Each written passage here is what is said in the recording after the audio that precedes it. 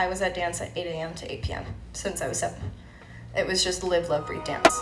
Welcome to the Hollywood Dance Experience podcast, bringing you informational insight as well as valuable knowledge, how to assist your dancers in our industry. I'm your host, Jocelyn Basham, along with my co-hosts, Kristen Nurka, Madeline Underwood, and today joining us is Sophia Lucia. Hi, guys. Thank you. How many of you are aware of who Sophia Lucia is? Okay, we love that. Okay, I'm going to start it out with the first question, if you don't mind. Thank you for saying my last name right, by the way. Girl, we've been watching you for years. I know, but like even that, like everyone always says Lucia. Really? So no, yeah, I appreciate it. Oh my It's so nice. I wouldn't dare. Wow. Oh. I feel good about it.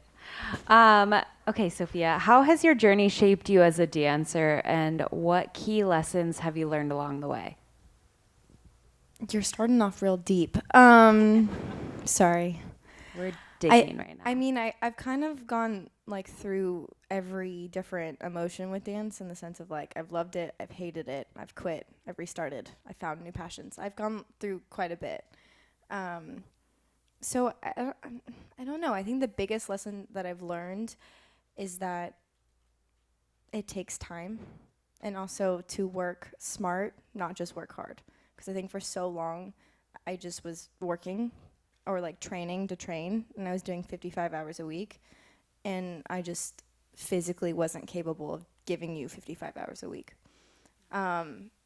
So I think, yeah, working smart, not always just working hard is the most efficient, but also it's okay to love and also hate dance at the same time. Like going through those emotions is okay, and you're not always going to be 100% in love with it. You go through those waves. And like I found it again, and that's amazing, and I'm so glad I did, but it took me a really long time to get to that point. And I just don't think that's really talked about a lot. Everyone kind of shies away from that. Yeah, and dance has brought me like everything. You know, my whole life has been revolved around dance. I didn't really know who I was without it. So finding my identity without dance was really important to me. So when I came back, I could be like a full person. So yeah, I don't know what the biggest lessons I've learned, but I think what I said previously was what I think. Absolutely. I think that, you know, seeing you as one of those dancers who started so young, you talk about burnout, you talk about all of those things, but you succeeded so young. You got a Guinness World Record. You have most consecutive pirouettes to this day. So how do you go into training for something like that, especially at such a young age, technical wise? Yeah, I just thought it was like everyone's normal, you know? Because I just didn't know that it wasn't supposed to be like that. If that makes sense. I was homeschooled from a really young age, and I think that I grew up from a dance family, so everyone around me was dance.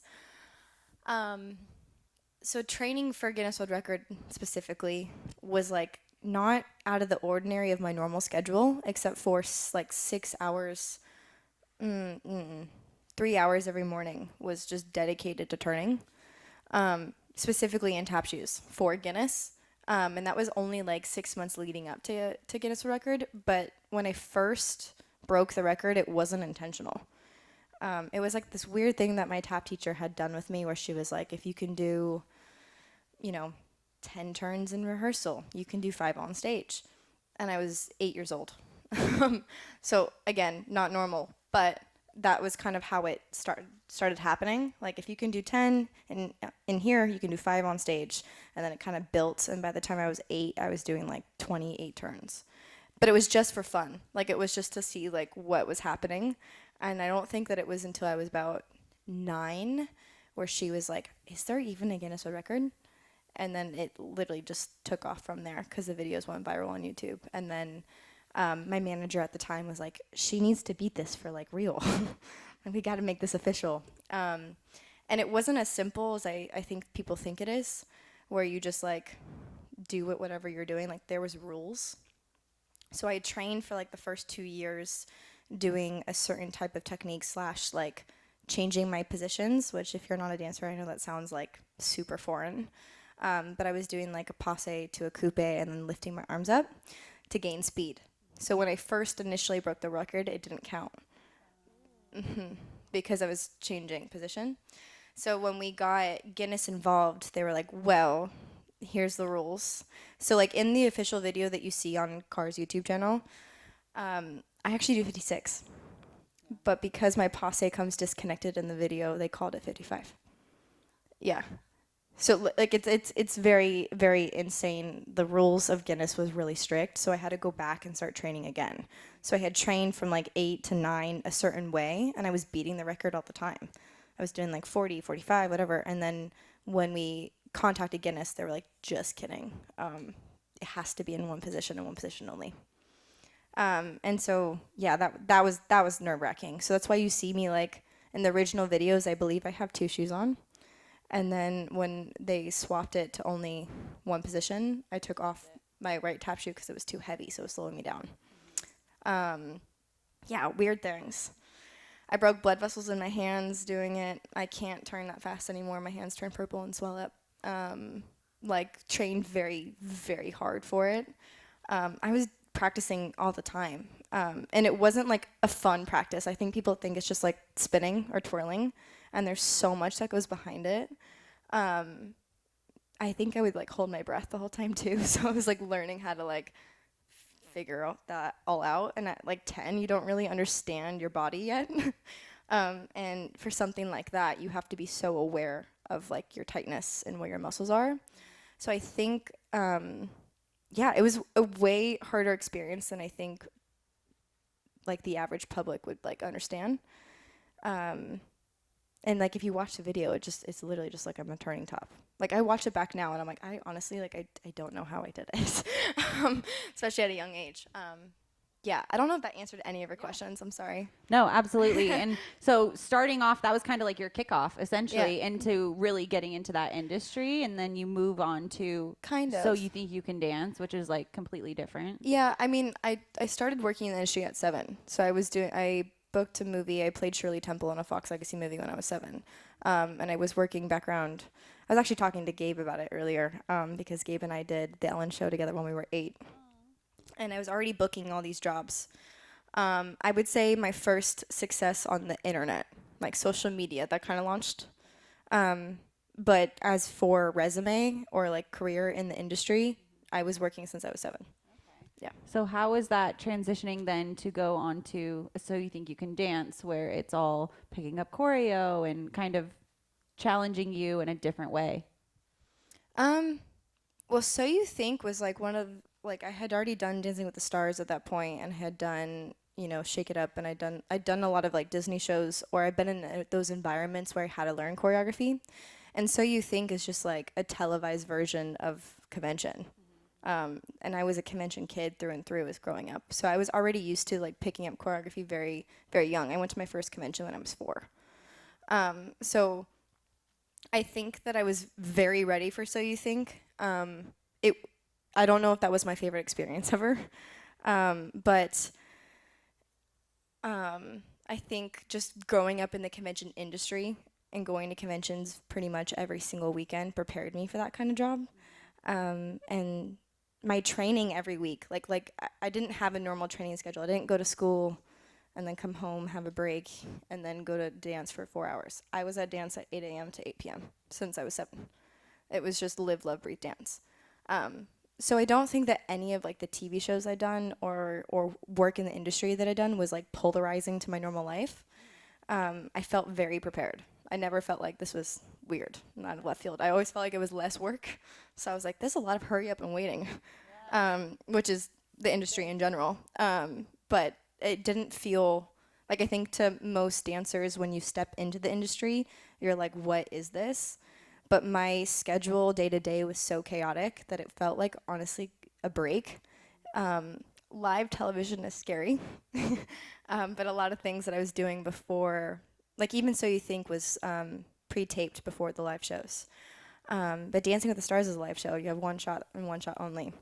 And so there's some things that were scary. And I remember being 10 and getting all these jobs because Dancing with the Stars like dedicated a section to Guinness Record during their 300th episode. So I did background work for Dancing with the Stars after it, but before, my first experience on Dancing with the Stars was like my own dance. And they had put the fact that I was going to break the record again at the very end of the dance. And then like, you know, doing live TV, like talk shows on Ellen or Ricky Lake's show, I had to break the record and I had to be on the spot. Yeah. So that kind of pressure was terrifying. So I think when I got into like jobs that were pre-taped, it felt like a breeze, because live TV it's live. You know, you can't really change anything. Yeah. Absolutely. For all of the trainers that you've worked with throughout conventions, so you think all of these different projects, who would you say in the contemporary world, since that's kind of your space, has been the biggest influence on you? That's a hard question. I've had really amazing mentors growing up. My 2 dance teachers who trained me through and through were like my moms growing up. And I would say that Tiffany King influenced me the most. And she's we're still very close. I love her to death. I owe everything to her. She was my biggest influence in the sense of like, she gave me the space to start creating from a really young age, or we would just like bounce off of each other with ideas. And I think that was the first time that I realized I could create. As for my choreographer inspirations, Nunez is one of my favorites. I got to work with him last year. He's incredible. He's from Germany. Absolutely insane. I would say right now, I mean, I fangirled over Robert Greene today. Okay, but I I want almost to had- talk about this for a second. I almost had a because meltdown. It was special though, and I think that's cool for the parents to see. So your kids are watching Sophia all these years, and they're having these moments with Sophia here this week, and to see Sophia then see Robert, and you were almost in tears, and almost so was he. It was very much like, No, he came in my class today, and I was like, I don't know how to function. I just don't. Yeah. No, he's phenomenal. I feel really lucky to be surrounded by like my idols. I was always the youngest in the room, no matter what age I was, or what I was doing. No matter if I was still teaching or dancing. Yeah, and I've got to meet a lot of them, and I got to become friends with them, and I've got to work with a lot of my idols. And yeah, it's really, really, really awesome. My job is really cool. Yeah, I think Nunez, you know, Robert Greene, Tiffany, and then my dear friend, I've been collaborating with him a lot recently, and I just think he's amazing. His name's Davin Lawson. He's brilliant. I've known him since I was 4. I've trained with him forever, and he's trained, you know, classically and also with hip hop, and so he kind of knows every inch, and I just feel like when we collaborate, it's such a beautiful medley. And so I think, you know, I'm choreographing and I'm getting to bounce off of these people who are trained differently than me, or have different backgrounds. The end product becomes something so special. So I think getting outside of your comfort zone while you're choreographing is like really important, because I think for so long I was just choreographing things that I knew or things that I was comfortable with, and it wasn't like always authentic or genuine. And I think once I started like really pushing myself to be uncomfortable or be surrounded by people who knew more or can do more things than I can, my choreography kind of just skyrocketed. But yeah, love all those people. Sorry. you're good. So moving into that choreography now, what's your process for creating a piece? It really just depends. And I hate to give you that answer, but it just depends on what I'm doing. If I'm doing a solo, it's so different from a group. A group is so different from like a production. You know, when I have like 20, 25 kids, music is the first thing that I look for, and I'm really particular about my music. Like if I don't see a vision right away, I don't use it. If I don't vibe with the music at all, there's no way that I'm choreographing to it. And so music is something that's very heavily influenced. And if I have a concept idea, sometimes I start there. Sometimes I start with the idea and I have to find a song that matches the idea, and then costumes vice versa. I'm choreographing a piece right now, and it's a very long piece. It's about 10 minutes. And I only have a week to do it, and it's with like 10 to 12-year-olds. So that's always like a mission. So what I did first is I created patterns because I knew I had 18 dancers. So I went, there's like this website, I don't remember what it's called. I think it's called like For Me, and you can create different patterns of formations, and it literally shows you how it goes, and it literally is the coolest thing I've ever used in my whole life, because I can kind of play around with like who's where. And so then I started off with formations, which I've never done. So this week I'm choreographing that, and I've never started out with just formations and then moved on. So again, like my process changes, and I'm always like willing to learn and willing to grow. You know, I'm so young, and I don't know. I just think that I would never stick to one thing because that's just not how magic is kind of created. It's sometimes really sporadic. I choreograph most things on the spot, and I'm much better that way. Like all solos I'll do in the spot, even if I'm choreographing the entire solo within like 2 hours. I just know that that's going to be my best work that day. For a group, I normally prepare a little bit more. For my own stuff, I always make everything on the spot. Like I did some big performances this past year with professional dancers, which is so great to work with professional dancers and not just kids all the time. Nothing to kids, I love my kids, but it's interesting because when you throw stuff at professional dancers, they just kind of always say yes, and you're like, sick, this is awesome, you know? It's not much they can't do. And I got to do that this year, and I made up everything on the spot, and I remember being like really scared of that. And only having the idea of like the costume and the vibe of the piece, and then like going from there. I definitely think that with bigger groups of people, you should be more prepared, taking that into account. But yeah, changes daily. Yeah, I mean, on the other side of that, you also do a lot of technique and you teach a lot. So I kind of want to hear a little bit about your method of how you teach that and how it kind of differs from everything else that you get to teach. Yeah, I think one thing that's like really great about like how I grew up is that I can teach so many different things. You know, I've taught contemporary ballet, I've taught jazz, I've taught lyrical, I've taught contemporary, I've taught fusion on conventions. So I've really done pretty much like the main stuff, which is so awesome. And I love teaching turns, and I love teaching technique, obviously. And I think when people bring me out, that's like obviously what they want, just considering my background. And so I teach a method called raft. This is like going to be a little bit nerdy for a second. I'm so sorry. You write it down. Raft was a method that was created on my body by my dance teacher, Miss Rachel. Miss Rachel was my technique teacher growing up. She is like the queen of queens, I swear. Like I owe everything to her and Tiffany, really, truly. They were like my moms. Raft was created on my body, and I kind of took it from there, and I shifted it a little bit and then started teaching it to my kids. I've never seen anyone else use raft, so anytime I walk into a studio and I teach raft, it's literally like the most mind-blowing thing for the kids because it's kind of everything that they didn't do before, if that makes sense. To give you an idea of what raft is, very baseline because it would take me about 45 minutes to get through it. R stands for rectangle, A stands for arch, F stands for focus, T stands for tightness. And I would say the reason why we created raft was because we wanted a checklist of things that I could work on or fix or know how to fix when my dance teachers weren't there. So rectangle is described as shoulder, shoulder, hip to hip, including backspace. So I know that most teachers will refer to that as a square. You'll never really hear me say that. When you have a little kid, they're very visual learners, and if you really truly look at our bodies, they don't look like squares. They're rectangles. So it's always like being like, what side of your rectangle is shorter than the other? Is it back? Is it forward? A stands for arch. I never tell my kids to get on their highest releve, which I know is like a really strange concept. But when you think of releve, you think of how high the heel is off the floor, right? Like how high the heel is from the floor. Am I right? Yeah. So that's fine. But like, I'm standing up now. Sorry.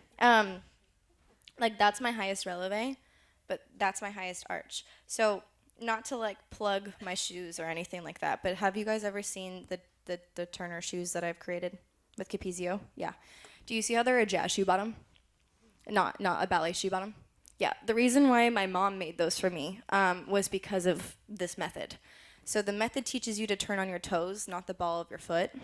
So when you have a ballet shoe, the majority of the shoe is in the ball. So it's right here. So you're turning at a lower releve. You're turning on your highest releve.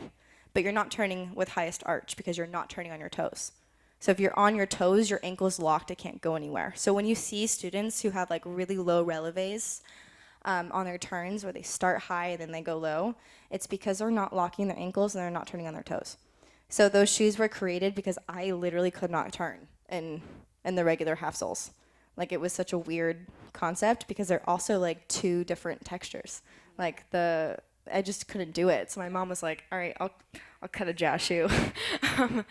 And she saved the day. But that's arch. Focus is pretty self-explanatory. But when kids turn on stage, like when they're performing, they have all these bright lights. It's really hard to see. They tend to get their eyes down. And I've noticed when I've asked kids in my technique class and I say, where do you spot when you have a mirror? The answer is very general. It's very like myself, above. I don't know where I spot. Like, that's sometimes where I get.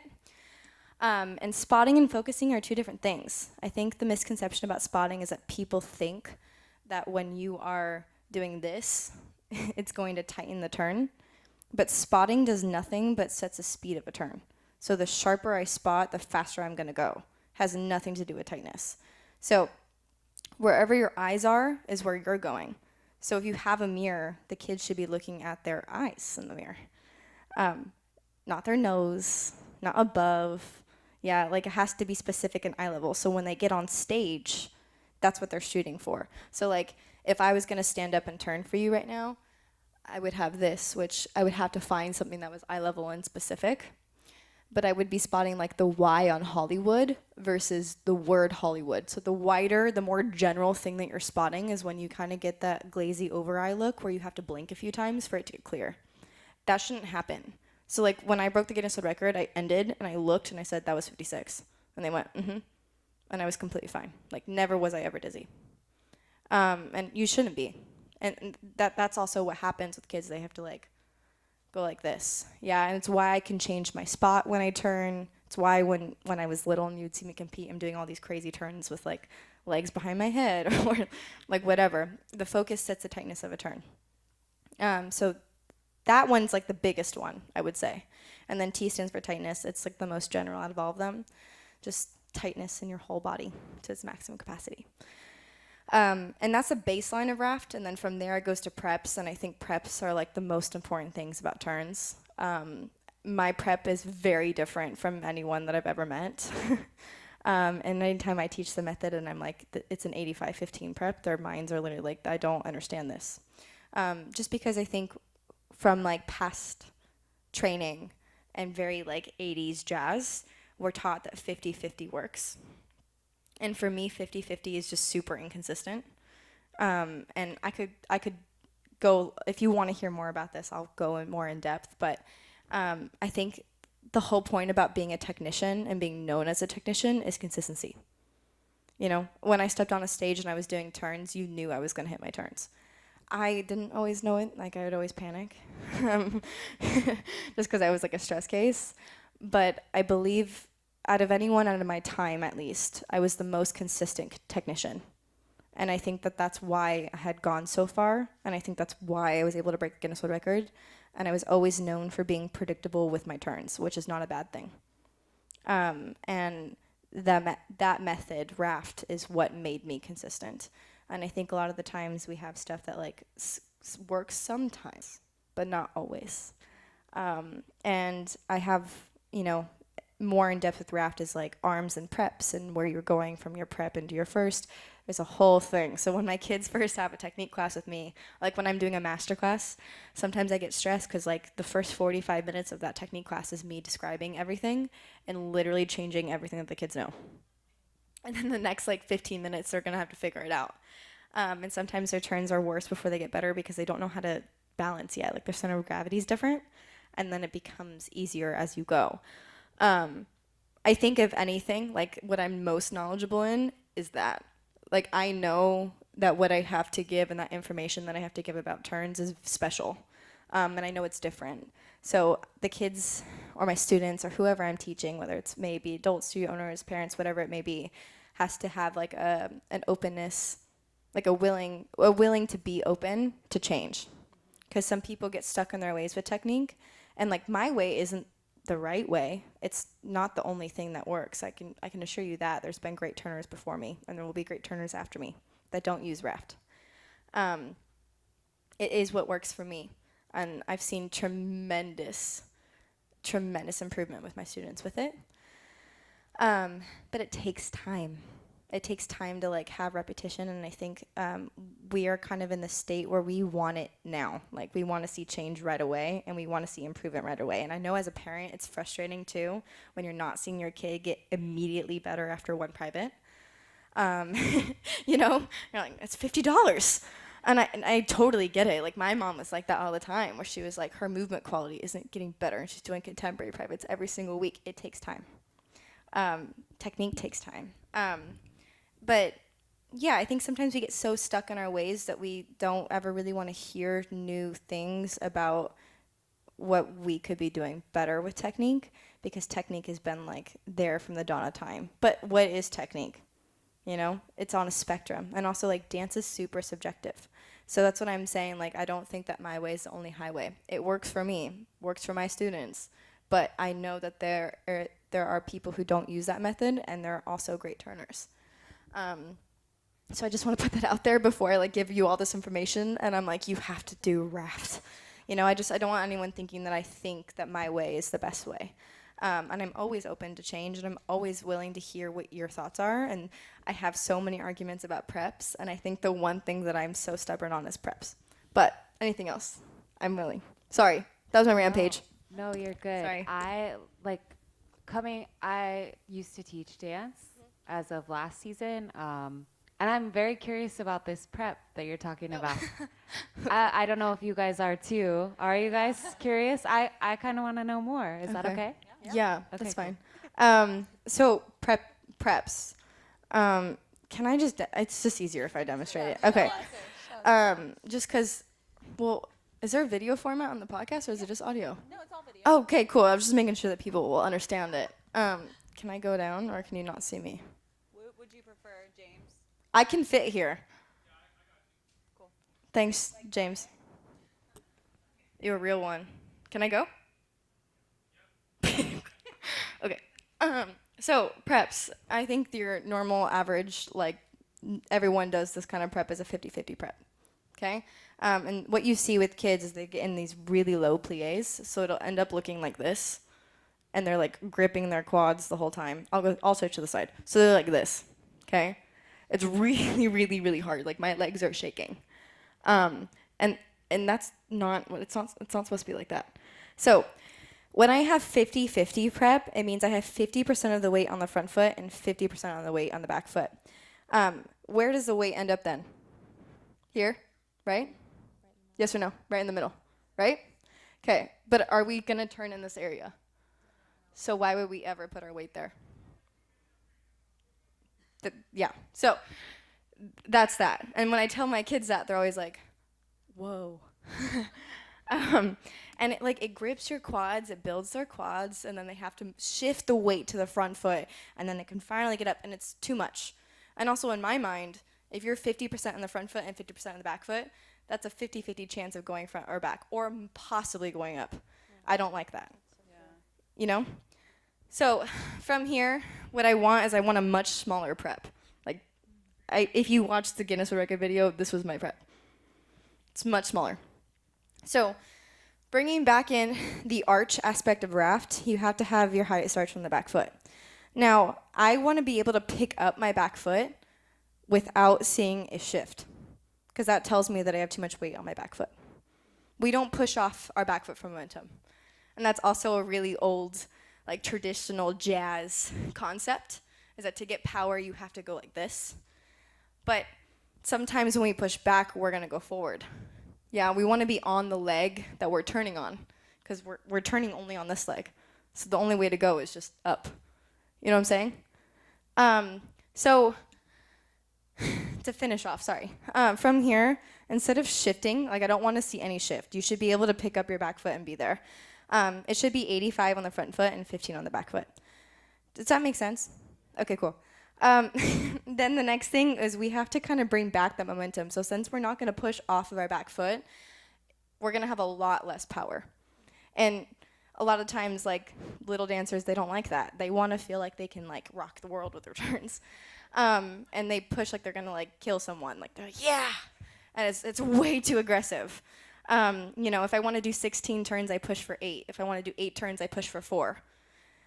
Because spotting sets the speed of a turn. My spot is going to save me. So anyway, we have to bring back the momentum somewhere. So what I want from here is I want the knee to drive up. I don't want to like gradually get to my passe. I want to be in passe. Anytime you do technique, you really want to have more position-based stuff versus movement. Arms can be movement, just not feet. The same thing goes for jazz. A lot of the time, it's like when you have like jazz footwork, everything is more in the position versus like kind of like contemporary, which is more grounded or like slidey. So adding back the momentum with the foot popping up, like I'll do a test with my kids where I'm like in the prep and I have them, I'm sitting here like this and they have to hit my knee or hit my hand with their knee. English, I'm so sorry. Where they have to hit there. Because that's power. Last but not least, it comes from arms. So, Pinky, can you hold the microphone for me? I got you. Well, like, come over here. Thank you. Hold the mic while I do this. Thanks. Okay, preps. You're normally here, okay? Now, I talk a lot about symmetrical energy with my turns. And so when you have arms that are going from here to here, you don't physically look like this when you turn, but inside you, your energy will. You'll go here, and my reasoning for this is that this arm's journey to first is much shorter than this one's. Does that make sense? So, thanks, Pinky. So from here, you need to get into a symmetrical position before you can go. So we're always going to go to second before we go to first, no matter if it's a float, Alice cones, leg spins, passe, whatever it is. If your arms are in high fist, same thing. Arms down, same thing. Doesn't matter where your arms are going. They always have to, thank you. They always have to get to second before they can go to the position. Because I want symmetrical energy. So when you're doing like turns, plie turn, or like a fouette turn into another turn, it has to go to second. I don't really support the like 1 and up because you're losing energy and it's unsymmetrical. You can find unsymmetrical energy and it's really, really, really hard to fix that. So with the smaller prep, we can go into a bigger plie as our arms go out to second before the releve, but not a double prep. So that's the hardest thing about like the method that I teach when I teach little ones, because they hear, bigger prep when arms go out and they go bounce, bounce, which is not what I want. It's a resistant-based prep. So you're going small to a little bit bigger before your passe. So it should go naturally. It shouldn't have to be like, does that make sense? And those arms are like such a wild concept for some people, or some people teach this, but they just don't know why. And that's like the biggest thing that I've heard from, dance teachers or studio owners, where they'll come up to me and they're like, I've always taught this, but I just never knew why. And I think the most important thing for kids, no matter what age, is the fact that they need to know why they're doing something. If they don't understand it, there's like really like no way that they'll be able to execute it the way that you want it to. So a lot of my technique classes is me vocally just sitting there and being like, this is what it is. And so I'm sure from like parents watching in like on a video, they're like, she just talks to these kids so much, and I get that. You want your kids like moving and grooving the whole time, but knowledge is power, and they sometimes will not be able to understand this without it being explained that way. And I don't know if that's different from anything that you've ever taught or heard, or I don't know who's really in this room right now, but that is what I teach. And you know, there's so many more things I could go into. I could talk for days, but that's really the baseline. I'm putting my shoes back on. Okay, that was awesome and very Yeah. informative. I don't know about you guys, but I really enjoyed that, and I felt like that was really great. I have one more question for Sophia before we let her go. We're running into a time crunch right now, so we won't have time to take any questions from the audience. I apologize. We want to make sure that we get through to our next guest, but final question for you if you're ready. Yep. Looking forward, what are some of your goals for your dance career, and what projects can we look forward to seeing from you? I'm launching my own company. I'm not going to tell you what it is yet, because it's not going to launch for a very long time. It's in the works. I think that my journey with dance has not always been positive. And I think it kind of has shaped my life in a very strange way. And I think what I'm going to do with this company one day will shape other kids, and it will make sure that no kid will ever go through anything that I did. And that's why I'm here.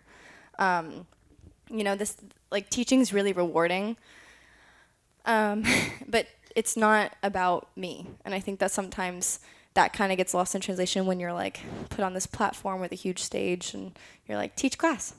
And you know, teaching on convention, you're teaching such a huge outreach of people. Those classes are not for the teacher. Those classes are for the kids. And my main focus is always going to be the kids. And I want to make sure that we have like a healthier approach with dance, and just in the way that we train kids, the way we speak to kids, the way that we inform them. Yeah, so I think like I can't really say much about it, but that is my goal as a teacher, is to make dance a safer space than what I had, and a better one too. As for projects, I'm trying to think of what I can share. I mean, can I just be real with you? I posted a thing on my Instagram the other day of like my summer schedule, and I was like, I don't even know what day it is. Like, I'm gone every day, and I'm doing something new. Like right now, I'm choreographing for Joffrey Ballet. So I'm in the middle of that. That's the 10-minute piece that I'm doing with 10, 12-year-olds. I've been choreographing a lot, and I've been doing a lot more performances. It's been a really long time since I've gone back on stage. It used to give me like severe PTSD, and I don't know if performing is the thing that I enjoy most out of my job. Like, I really love teaching kids, and I love having this kind of platform to teach kids. I don't know if like performing on stage is like the best thing for me and my mental health, but I have been enjoying it more in this past year than I have ever, really. And I am performing. I have Carnival coming up, which is exciting, and I've got World of Dance coming up, which is exciting. I now judge for World of Dance, so judges are headliners as well, which is pretty cool. And so many master classes around like LA County and Orange County. I really honestly, like, I wake up and I look at my calendar and I go, oh, that's where I'm going. And I wish I had like more exciting tea to share with you guys about like what I'm doing. I'm 20. I'm going day by day. Yeah. Sorry. That wasn't probably the most exciting thing ever. No, thank you for sharing. And I think especially since it has been such on a platform, all of these people in the room have seen where you've started, and to see where you're at today is very inspiring. And it just, you know, we always say that every kid has a different journey. For sure. So just using your story, using your journey to impact the next generation is super special. So thank you for being here today. Let's give a big round of applause for the amazing Sophia Lucia. Thank you for joining us here at Hollywood Dance Experience. Anytime. Thank you guys so much. We did it.